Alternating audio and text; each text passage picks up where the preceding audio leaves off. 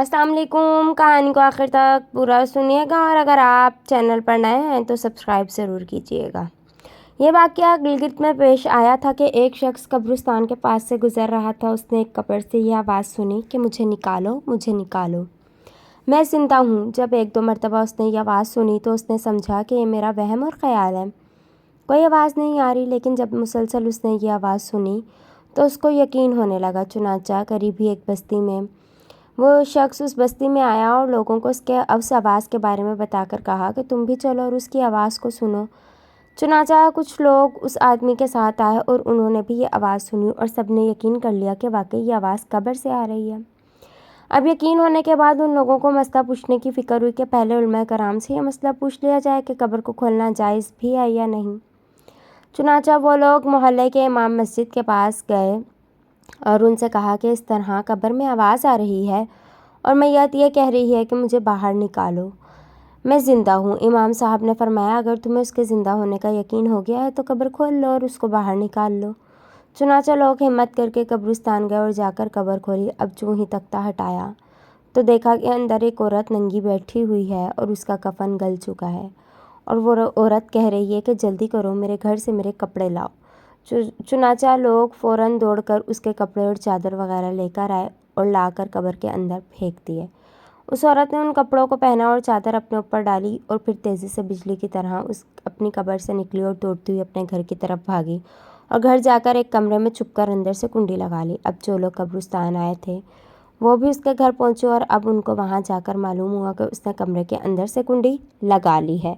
ان لوگوں نے دستک دی کہ کنڈی کھولو۔ اندر سے عورت نے جواب دیا کہ میں کنڈی تو کھول دوں گی لیکن کمرے کے اندر وہی شخص داخل ہو جس کے اندر مجھے دیکھنے کی طاقت ہو، اس لیے اس وقت میری حالت ایسی ہے کہ ہر آدمی مجھے دیکھ کر برداشت نہیں کر سکے گا، لہٰذا کوئی دل گردے والا شخص اندر آئے اور آ کر میری حالت دیکھے۔ اب سب لوگ اندر جانے سے ڈر رہے تھے مگر دو چار آدمی جو مضبوط دل والے تھے انہوں نے کہا کہ تم کنڈی تو کھولو، ہم اندر آئیں گے۔ چنانچہ اس نے کنڈی کھول دی اور یہ لوگ اندر چلے گئے۔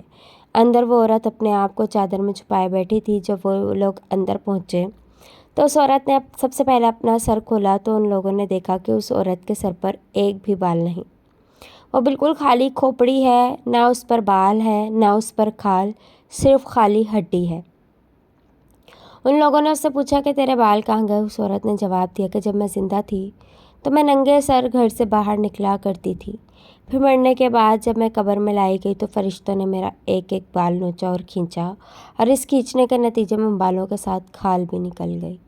اس وجہ سے اب میرے سر پر نہ بال ہیں اور نہ کھال ہے۔ اب ذرا فلمیں، ٹی وی اداکارہ، گلوکارہ، فنکارہ جو کہ ننگے سر پوری دنیا کے سامنے آ جاتی ہیں اور ان کے علاوہ وہ عام خواتین بھی جو گھروں، گلی کوچوں، بازاروں، پارکوں، 5 اسٹار ہوٹلوں، سالگرہ اور شادی بیاہ فنکشن کی رنگین محفلوں ننگے سر گھومتی پھرتی ہیں، وہ اپنا انجام سوچتے ہوئے اس واقعے سے عبرت حاصل کریں اور آئندہ کے لیے ننگے سر رہنے سے توبہ کریں، کیونکہ ہے یہاں سے تجھ کو جانا ایک دن، منہ خدا کو ہے دکھانا ایک دن۔ اس کے بعد اس عورت نے اپنا منہ کھولا۔ جب لوگوں نے اس کا منہ دیکھا تو وہ اتنا خوفناک ہو چکا تھا کہ سوائے دانتوں کے کچھ نظر نہ آیا، نہ اوپر کا ہونٹ موجود تھا اور نہ نیچے کا ہونٹ موجود تھا، بلکہ 32 کے 32 دانت سامنے جڑے ہوئے نظر آ رہے تھے۔ ذرا سوچیے کہ اگر کسی انسان کے صرف دانت ہی دانت نظر آئے تو دیکھ کر کتنا ڈر لگتا ہے۔ اب لوگوں نے اس عورت سے پوچھا کہ تیرے ہونٹ کہاں گئے؟ اس عورت نے جواب دیا کہ میں اپنے ہونٹوں کو رنگین کرنے کے لیے سرخی یعنی لپسٹک لگا کر نامحرم مردوں کے سامنے جایا کرتی تھی، اس کی سزا میں میرے ہونٹ کاٹ لیے گئے ہیں، اس واسطے اب میرے چہرے پر ہونٹ نہیں ہے۔ اب ذرا خواتین غور کریں کہ جو سرخی لگا کر ٹی وی پر خبریں یا خبروں کا خلاصہ یا پروگراموں کی تفصیل بیان کرتے ہوئے یا گلوکاری، فنکاری اور اداکاری کرتے ہوئے پوری دنیا کے سامنے جلوہ افروز ہوتی ہیں، اور وہ خواتین اپنا انجام سوچے کہ جو سرخی لگا کر گلی کوچوں، شادی بیاہ کی رنگین محفلوں، مینا بازاروں، پارکوں، سرگاہوں، 5 اسٹار ہوٹلوں اور شاپنگ کرتے ہوئے بازاروں میں گھومتی پھرتی ہیں۔ اس کے بعد اس عورت نے اپنے ہاتھ اور پاؤں کی انگلیاں کھولیں۔ لوگوں نے دیکھا کہ اس کے ہاتھ پاؤں کی انگلیوں میں ایک بھی ناخن نہیں تھا، تمام انگلیوں کے ناخن غائب تھے۔ اس عورت سے پوچھا کہ تیری انگلیوں کے ناخن کہاں گئے؟ اس عورت نے جواب دیا کہ ناخن پالش لگانے کی وجہ سے میرا ایک ایک ناخن کھینچ لیا گیا ہے، چونکہ میں یہ سارے کام کر کے گھر سے باہر نکلا کرتی تھی اور غیر مردوں کو دکھاتی پھرتی تھی، ان سے چھپاتی نہیں تھی، اس لیے جیسے ہی میں مرنے کے بعد قبر میں پہنچی تو میرے ساتھ یہ معاملہ کیا گیا اور مجھے یہ سزا ملی۔ کہ میرے سر کے بال بھی نوچ اور کھینچ لیے گئے اور میرے ہونٹ بھی کاٹ لیے گئے اور میرے ناخن بھی کھینچ لیے گئے۔ اتنی باتیں کرنے کے بعد وہ بے ہوش ہو گئے اور مردہ بے جان ہو گئی جیسے لاش ہوتی ہے۔ چنانچہ ان لوگوں نے دوبارہ اس کو قبرستان پہنچا دیا۔ بہرحال اللہ تعالیٰ کو یہ عبرت دکھانا مقصود تھی کہ دیکھو اس عورت کا کیا انجام ہوا اور اس عورت کو کتنا ہولناک عذاب دیا گیا تاکہ دنیا کے لوگ عبرت پکڑیں۔ مجھے میرے ایک دوست نے یہ عجیب و حیرت ناک و عبرت ناک واقعہ سنایا کہ کویت و عراق کی جنگ سے پہلے میں کویت میں مقیم تھا۔ وہاں میں مردوں کی تجہیز و تکفین اور دفن وغیرہ کے امور سے وابستہ تھا اور لوگوں میں اسی حیثیت سے معروف بھی تھا۔ جنگ کے دوران مصر آ گیا۔ اسی دوران مجھ سے ایک دن ایک خاندان کے لوگوں نے رابطہ قائم کیا اور خاندان کی ایک عورت کی تلقین کے سلسلے میں بات کی۔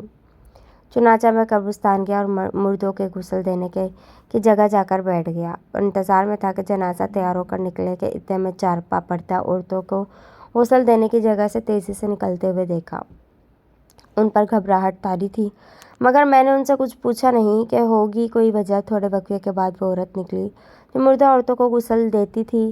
اس نے مجھ سے میت کو غسل دینے میں مدد طلب کی۔ میں نے اس سے کہا کہ کسی مرد کے لیے یہ جائز نہیں کہ وہ کسی عورت کو غسل دے۔ اس نے مجھ سے کہا کہ میت کا جسم بہت وزنی ہے جو عام طور پر نہیں ہوتا۔ میرا جواب سن کر پھر وہ اندر چلی گئی۔ کسی طرح غسل دیا اور کفن پہنایا۔ پھر ہم جنازہ اٹھانے کے لیے اندر گئے۔ ہم 11 آدمی تھے۔ جنازہ اتنا وزنی تھا کہ ہم سب نے مل کر اس کا جنازہ اٹھایا۔ جب ہم قبرستان پہنچے، جیسا کہ مصر میں رواج ہے کہ ان کی قبریں کمروں کی طرح ہوتی ہیں، وہ بلندی سے سیڑھی کی طرح کمرے میں اترتے ہیں جہاں مردوں کو بغیر مٹی ڈالے رکھا جاتا ہے۔ جب ہم نے لاش قبر کندھوں سے اتارا تو لاش کمرے کے اندر پھیلنے اور گرنے لگی۔ اس منظر کو دیکھ کر ہم سب گھبرا گئے اور وہ ہمارے قابو سے باہر ہو گئی۔ اتنے میں ہم نے اس کی ہڈیوں کی چڑچڑاہٹ سنی جیسے ہڈیاں ٹوٹ رہی ہوں۔ ہم نے دیکھا کہ کفن کا کچھ حصہ ہٹ گیا ہے۔ میں تیزی سے لاش کی طرف بڑھا اور اس کو ڈھک دیا۔ پھر بڑی مشکل سے اس کو قبلہ رخ کر سکا۔ دوبارہ کفن چہرے کی طرف سے کھل گیا۔ اس وقت میں نے عجیب منظر دیکھا۔ ہم نے دیکھا کہ آنکھیں جیسے باہر کی طرف نکل رہی ہوں اور چہرہ کالا ہو چکا تھا۔ ہم منظر کی ہولناکی سے ڈر گئے اور تیزی سے باہر آ گئے اور کمرے کا دروازہ بند کر دیا۔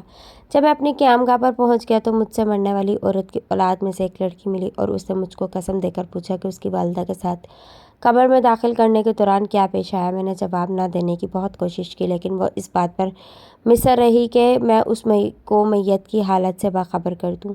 حتیٰ کہ میں نے اسے سب کچھ بتا دیا۔ اس وقت اس نے مجھ سے کہا کہ اے شیخ، جس وقت آپ نے ہم کو غسل کی جگہ سے تیزی سے نکلتے ہوئے دیکھا تھا اس کا سبب یہ تھا کہ ہم نے اپنی والدہ کے چہرے کو کالا ہوتے دیکھا تھا۔ اس کی وجہ یہ ہے کہ ہماری والدہ نے کبھی نماز نہیں پڑھی اور ان کی موت اس حال میں ہوئی کہ وہ بہت فیشنیبل رہتی تھی۔ شرم و حیا نام کی کوئی چیز ان میں نہیں تھی۔ کبھی کبھی اللہ تعالیٰ ایسا مناظر دکھا دیتا ہے کہ لوگ اس سے سبق حاصل کریں۔ ہر موت کے حالات کو اس دنیا میں دکھانا حکمت خداوندی کے خلاف ہے کہ پھر ایمان بالغیب کی مصلحت ختم ہو جائے گی۔ 1982 کے اخبار جنگ میں کس دکھیاری ماں نے یہ بیان دیا تھا: میری سب سے بڑی لڑکی کا حال ہی میں انتقال ہوا۔ اسے دفن کرنے کے لیے جب قبر کھودی گئی تو دیکھتے ہی دیکھتے اس پر 50-60 سانپ جمع ہو گئے۔ دوسری قبر کھدوائی، اس میں بھی وہی سانپ آ کر کنڈلی مار کر ایک دوسرے پر بیٹھ گئے۔ پھر تیسری قبر تیار کی، اس میں ان دونوں قبروں سے زیادہ سانپ تھے۔ سب لوگوں پر دہشت سوار تھی۔ وقت بھی کافی گزر چکا تھا۔ لاچار ہو کر باہم مشورہ کر کے میری پیاری بیٹی کو سانپوں بھری قبر میں دفن کر کے لوگ دور ہی مٹی پھینک کر چلے آئے۔ میری مرحومہ بیٹی کے ابا جان کی قبرستان سے گھر آنے کے بعد حالت بہت خراب ہو گئی اور وہ خوف کے مارے بار بار اپنی گردن جھٹکتے تھے۔ دکھیاری ماں کا مزید بیان یہ ہے کہ میری بیٹی یوں تو نماز روزہ کی پابند تھی مگر وہ فیشن کیا کرتی تھی۔ میں اسے پیار اور محبت سے سمجھانے کی کوشش کرتی تھی مگر وہ اپنی آخرت کی بھلائی کی باتوں پر کان دھرنے کے بجائے الٹا مجھ پر بگڑ جاتی اور مجھے ذلیل کر دیتی تھی۔ افسوس میری کوئی بات میری نادان ماڈرن بیٹی کی سمجھ میں نہ آئی۔ غالباً شعبان کا آخری جمعہ تھا۔ رات کو کورنگی کراچی میں ایک نوجوان سے رقم الحروف کی ملاقات ہوئی۔ اس پر خوف طاری تھا۔ اس نے حلفیہ بیان دیا کہ میری ایک عزیز کی جوان بیٹی اچانک فوت ہو گئی۔ جب ہم تدفین سے فارغ ہو کر پلٹے تو مرحومہ کی والد کو یاد آیا کہ اس کا ایک ہینڈ بیگ جس میں اہم کاغذات تھے وہ غلطی سے میت کے ساتھ قبر میں ہی دفن ہو گئے۔ چنانچہ بامجبوری ہم نے جا کر دوبارہ قبر کھودنی شروع کر دی۔ جو ہی ہم نے قبر سے سل ہٹائی، خوف کے مارے ہماری چیخیں نکل گئیں کیونکہ جس جوان لڑکی کو ابھی ہم نے صاف ستھرے کفن میں لپیٹ کر سلایا تھا وہ کفن پھاڑ کر اٹھ بیٹھی تھی اور وہ بھی کمان کی طرح ٹیڑھی۔ آہ، اس کے سر کے بالوں سے اس کی ٹانگیں بندھی ہوئی تھیں اور کئی چھوٹے چھوٹے نامعلوم خوفناک جانوروں سے چمٹے ہوئے تھے۔ یہ دہشت ناک منظر دیکھ کر خوف کے مارے ہماری ککی بن گئی اور ہینڈ بیگ نکالے بغیر جوتوں مٹی پھینک کر ہم بھاگ کھڑے ہوئے۔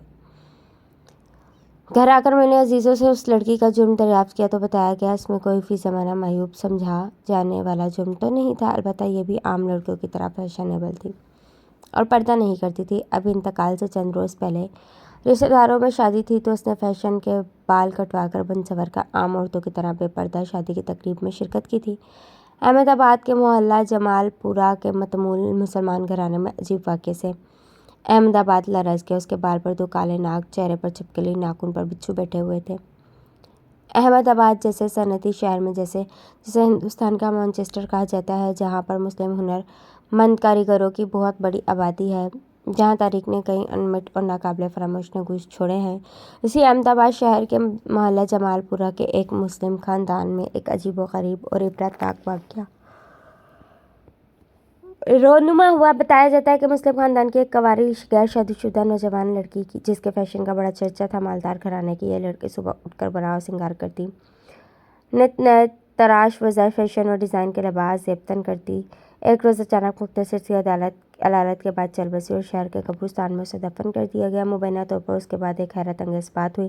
اس کی ماں کو مسلسل 3 راتوں تک یہ آواز سنائی دیتی رہی اور خواب میں لگاتار 3 رات سے اپنی جوان لڑکی کی لاش دکھائی دیتی رہتی، جو کہ کہہ رہی تھی، امی مجھے قبر سے نکالو، میں زندہ ہوں۔ اس کی ماں کا بیان ہے کہ میں نے اس واقعے سے گھبراہٹ محسوس کر رہی تھی، مجھے خوف اور ازمرال لاحق ہو گیا۔ ممتا کے آنسوؤں نے لڑکی کے باپ اور بھائی اور محلہ داروں کو آگاہ کیا اور چوتھے روز 2 پولیس والوں کی موجودگی میں قبر کھودی گئی۔